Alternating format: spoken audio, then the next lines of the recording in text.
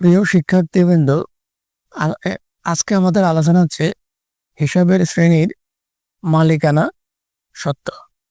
তো প্রথমে বলে রাখি যে মালিকানা সত্ত্ব কি।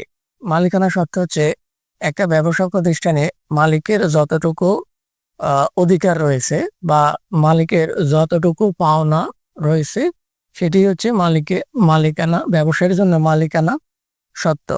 তো আহ, মালিকানা সত্ত্ব দুইটি, একটি হচ্ছে মালিকের মূলধন আর আরেকটি হচ্ছে সাধারণ সঞ্চিতি।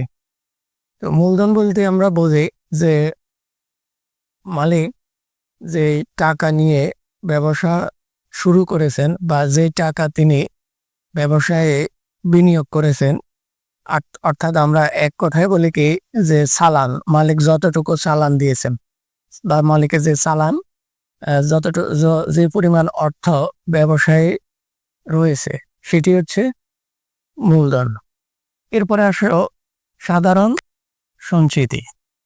সঞ্চিতি মানে হচ্ছে ধরো সঞ্চয়।